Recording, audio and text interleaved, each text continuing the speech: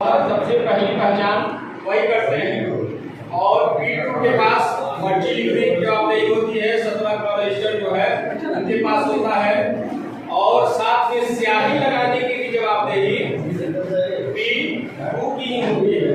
हम लोग अपने एडजस्टमेंट से P3 को दे देते हैं और जो बैलेट यूनिट जो है इशू करते हैं वह जवाबदेही होती है प्रिजाइडिंग ऑफिसर की, लेकिन अपनी सुविधा से हम लोग P3 को दे देते हैं कि आप उसको स्याही भी लगाइए, मिक्स स्याही भी लगाइए, साथ में पर्ची एकत्रित करिए और बैलेट यूनिट इशू कीजिए, जबकि उसकी जवाबदेही सिर्फ और सिर्फ पर्ची करने की होती है। लेकिन वह का भी एक भाग काम कर लेता है और प्रिजाइडिंग ऑफिसर का भी एक भाग काम कर लेता है। हम जब भी इस मशीन को रीसेट जब करेंगे तो इस मशीन के बाएं तरफ हमेशा वीवीपैट रहेगा। कई बार जैसे चुनाव में हम लोगों ने सब कुछ रिसीव कर लिया, इतने तक तो हम लोग आ गए कि यहाँ कैसे कैसे सामग्री हम लोग रिसीव करेंगे। रिसीव करने के बाद हम लोग चले गए बूथ पर भी पहुँच गए।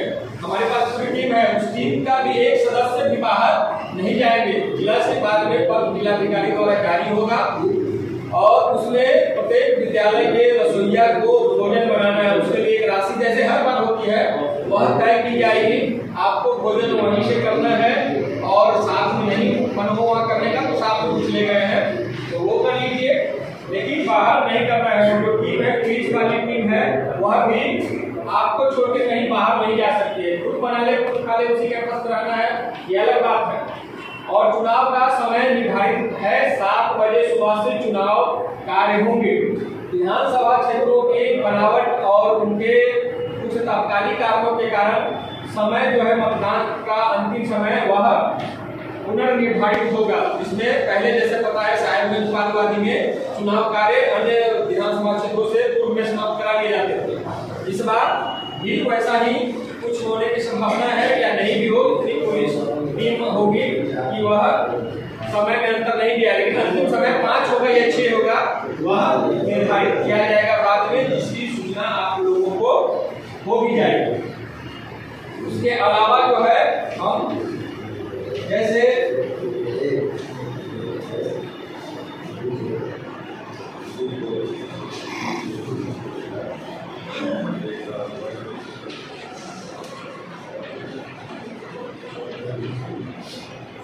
ही हम लोग बूथ पर पहुंच जैसे गए तो सबसे पहले हम लोग वहाँ के मूलभूत सुविधाओं को देख लेंगे कि उसमें जिस कमरे में वो प्रिजाइडिंग ऑफिसर ही तय कर सकते हैं कि किस कमरे में वह अपना पूरा चुनाव का सेटअप रखेंगे, मशीन पूरा, तो वह तय कर लेंगे उसमें पर्याप्त रोशनी है या नहीं है, बिजली की व्यवस्था है या नहीं है, और कहीं बाहर से गोपनीयता का ख्याल रख रहे हैं कि नहीं, बाहर से खिड़की टूटा हुआ नहीं होना चाहिए, कोई ताक झाँक नहीं कर लेना चाहिए। वो पोजीशन जो है आप देख लीजिएगा तो ताकि गोपनीयता का ही ख्याल रखा जा सके। इसलिए इन सब चीजों की, उसके बाद शौचालय, और हर एक विद्यालय को निर्देश है कि शौचालय साफ सुथरा होना चाहिए। आपके लिए रहने की व्यवस्था है कि नहीं, वो सब कुछ पहुँचते ही सबसे पहले उतरना है। उसके बाद मशीन जो है गाड़ी से उतारना है, उससे पहले गाड़ी से नहीं उतारना है। जाते ही पहले ज्ञात कर लेंगे जहाँ मशीन रखेंगे वह जगह सुरक्षित है कि नहीं, कहाँ किस कमरे में वो सारा मशीन इकट्ठा करेंगे। तो कल रात में सोते समय वो पुलिस का पदाधिकारी वहाँ पर रहना चाहिए और वो कोशिश करेंगे कि उन्हीं के कंट्रोल में टोटल मशीनें रहें। और उसके अलावा जो है शौचालय की व्यवस्था देख लीजिए, पानी की व्यवस्था देख लीजिए, पानी की समुचित व्यवस्था कैसे होगी। वहाँ के मूलभूत सुविधाओं का एक बार आपको आकलन कर लेंगे हर हाल में। बाउंड्री कहीं से आप भागने उड़ने की सुविधा, मतलब आने जाने की जो है अफरा तफरी मचाने की कोई ऐसा होगा चिन्हित जगह होगा तो उसको देख लेंगे और उसको आप पुलिस पदाधिकारी को बता देंगे कि किधर विशेष ध्यान रखने की आवश्यकता है, क्योंकि उसमें से ज़्यादातर जो भी पुलिस अधिकारी भी जाएंगे वह भी उस क्षेत्र से वाकिफ नहीं होंगे। तो एक बार उनको साथ लेके आप लोग बना लेंगे कि कैसे वहाँ पर सुरक्षा भी सुनिश्चित की जा सके। उसके अलावा जो है हम लोग जब रात में ही जो हमको भी जो भी दिशा निर्देश का पॉम्पलेट मिलता है, जैसे तंबाकू का सेवन न करें, शौचालय का निर्देश होता है, भूख का निर्देश होता है, जो सब निर्देश पट्टिका या पोस्टर होंगे चुनाव से भी संबंधित वह सभी हम लोग रात को ही लगाकर निश्चिंत हो जाएंगे, सुबह के भरोसे नहीं रहेंगे। 7 बजे जैसे हमारा टाइम है तो 1.5 घंटे पहले कहा जा रहा है कि मॉक पोल प्रारंभ कर लिया जाए। 1.5 घंटे पहले हर हाल में, मतलब 5:30 बजे मॉक पोल करा लीजिए। कोई पोलिंग एजेंट अगर नहीं आया हो तो 10-15 मिनट तक इंतजार कर लीजिए, वह आ जाए तो प्रारंभ कर लीजिए। अगर 15-20 मिनट इंतजार के बावजूद भी एक भी पोलिंग एजेंट नहीं आता है तो जो समूह में आप लोग P1, P2, P3 कहेंगे सभी लोग दस्तखत कर लेंगे उसमें और उसका कर लेंगे, मॉक पोल कर लेंगे। अगर एक भी पोलिंग एजेंट पहुंच गया है तो एक पर भी करा लेंगे। और उसके अलावा जो है पोलिंग एजेंट जैसे बहाल करना है तो वह जो आपको मिलेगा उसके सिग्नेचर की प्रति मिलेगी, वह जब आएंगे तो उससे मिलान कर लेंगे। उसके पत्र जो उसके लोकसभा के जो कैंडिडेट रहते हैं वह पत्र जारी करते हैं उसके नाम, उसका सिग्नेचर मिलान कर लेंगे, तब उसको आई कार्ड देंगे। सर एक मेरा सवाल है, तो जाते हैं वहाँ बार डिस्टर्ब होते हैं, पोलिंग एजेंट आते हैं, सर मेरा गेट पास करना है, वो बना हुआ मिलेगा ऑलरेडी कोई जिला से कि नहीं बना हुआ, आप प्रिजाइडिंग ऑफिसर बनाएंगे और उसको किसी भी हाल में 3 बजे के बाद वह चेंज नहीं हो सकता है, वह बाहर नहीं आएगा जाएगा।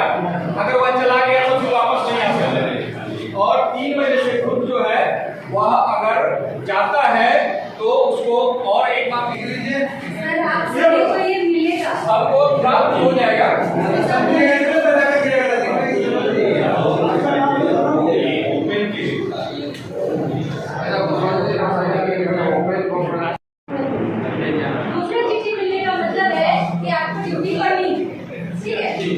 और तीसरा चिट्ठी आपको मिलेगा P-2 के दिन, यानी मतदान से 2 दिन पहले, जहां आपको नॉर्मल झोला मिलेगा। उस झोले में बहुत सारी सामग्री रहेगी और उसके साथ रहेगा एक चेकलिस्ट। आप उस चेकलिस्ट से मिलान कर लेंगे कि आपको सारी सामग्री मिली है कि नहीं। अगर उसमें कोई सामग्री कम है या फिर क्षतिग्रस्त है तो आप वहाँ पर बैठे मटेरियल से व्यक्ति से बोलेंगे कि भाई हमारा ये चीज कम है, ये क्षतिग्रस्त है, आपको मिल जाएगा। उसके बाद आप झोला उठा के चलेंगे आपके घर, ठीक है। फिर मतदान से 1 दिन पहले सर आप बाद में भी सुन पाए, समझ में आए। सर आपको दूसरी डेट मिलेगी P3 मैम, P3 B से सीधा प्रिजाइडिंग बनाया गया है। तो आपको मतदान से 1 दिन पूर्व को फिर आपको बुलाया जाएगा स्पेशल झोला और ईवीएम को कलेक्ट करने के लिए। और कहाँ बुलाया जाएगा? मुजफ्फरपुर। हाँ, मुजफ्फरपुर जो 15 लोकसभा निर्वाचन संख्या है उसका मिलेगा आपको सामग्री LS कॉलेज में। अब वैशाली का तो बाद में होगा, उसका MIT में है। आपको सामग्री ले लेना है LS कॉलेज से मुजफ्फरपुर निर्वाचन क्षेत्र। आपको सामग्री के साथ सर ने बताया कि इस बार PCCB नहीं है, यानी मशीन कौन लेगा? आप। सारे सील टैग कौन लेगा? आप। सब आपको रिसीव करना है। जब सारी पोलिंग पार्टी पहुंच जाएगी P-1 यानी मतदान से 1 दिन पहले, तब पीठासीन पदाधिकारी एक पुलिस कर्मी को लेकर के अंदर जाएंगे। 8 ब्लॉक में शायद मिलेगा, 8 ब्लॉक में जाएंगे, वहाँ पर आपके साथ पुलिस होगी तो आपको ईवीएम मिलेगा, स्पेशल टैग मिलेगा, एड्रेस टैग मिलेगा, ग्रीन पेपर से मिलेगा। ये सारी चीजें आपको मिल जाएंगी। कैंडल बैलेट पेपर 20 की संख्या में भी आपको मिलेगी। आप वो सारी सामग्री जब रिसीव करेंगे तो आपको वाहन भी मिलेगा और उसी निर्धारित वाहन से आपको बूथ पर जाना है। आपके मोबाइल में एक ट्रैकर अपलोड किया जाएगा। आप कहाँ रुकेंगे, कहाँ जा रहे हैं, कहाँ हो रहे हैं, हर चीज की मॉनिटरिंग जिला प्रशासन करेगा, जिला के दिल्ली में करेगा। आपको हाईटेक जमाना हो गया, सीधा दिल्ली से मॉनिटरिंग इसलिए क्यों करता है। इसीलिए आप लोग एक बार जब ईवीएम की मशीन रिसीव कर ली, उसके बाद आपको वाहन पर बैठ जाना है और उसी वाहन से अपने बूथ पर पहुँच जाना है। बीच में किसी भी काम के लिए नहीं होना है। मतदान कर्मी हमारे साथ होंगे कि नहीं?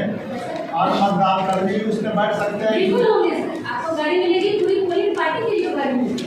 सर और आपको हाँ, गाड़ी बड़ी गाड़ी क्या है आपको? और वो गाड़ी आपको वहाँ रुकी रहेगी। जब चुनाव कार्य आपका समाप्त होगा वही गाड़ी फिर आपको लेकर आएगी। रास्ते में पानी पीने के लिए, नेचुरल कॉल के लिए या किसी चीज के लिए होटल में कहीं भी आपको नहीं रुकना है, क्योंकि कहीं भी आप रुकेंगे आप पे एलिगेशन लग सकता है। और पिछली बार के चुनाव में ही यही के पदाधिकारी फंस चुके हैं। इसीलिए जो भी आपको करना है, नेचुरल कॉल वगैरह पानी वानी पीना है पहले करें। एक बार जब मशीन रिसीव करेंगे उसके बाद सीधा अपने बूथ पर पहुँचेंगे। मतदान से एक दिन पहले वहाँ पहुँचने के बाद आपको देखना है कि जो बेसिक मिनिमम फैसिलिटीज है, जैसे बिजली है कि नहीं, पानी है कि नहीं, शौचालय है कि नहीं, ये बेंच डेस्क है कि नहीं, ये सब आपको चेक करना है। जो पुराने हैं वो तो जानते हैं, जो नए हैं वो अच्छे से इसको सुन लेंगे और वहाँ पर से काम करेंगे। ये सब चेक करने के बाद आपको 100 मीटर के दायरे चेक कर लेना है कि किसी भी प्रकार की प्रचार सामग्री नहीं है। कोई भी बैनर, पोस्टर, स्टिकर किसी भी पार्टी से रिलेटेड, किसी वोटर से रिलेटेड, नेता से रिलेटेड नहीं होना चाहिए। और आपको भी आदर्श आचार संहिता का पालन करना है। आपके बात से, व्यवहार से, इशारे से या किसी भी चीज से ऐसा ना हो कि किसी पार्टी का समर्थन या विरोध का झलक प्रतीत हो। तो आपको एकदम आदर्श आचार संहिता का पालन करना है। किसी का भी आतिथ्य स्वीकार नहीं करना है। ये नहीं कि कोई कह रहा है कि भाई हमारा तो यहाँ ससुराल है, रिलेशन है, चाय पिला दे, कॉफी पिला दे, मिठाई खिला दे, तो मिठाई नहीं करना है किसी का, तो थोड़ा नहीं चलेगा। बताना भी नहीं है कि हमारा रिलेशन है यहाँ बूथ पर पहुंचा देगा अपना हो गया। अभी सब बंद कर दीजिए।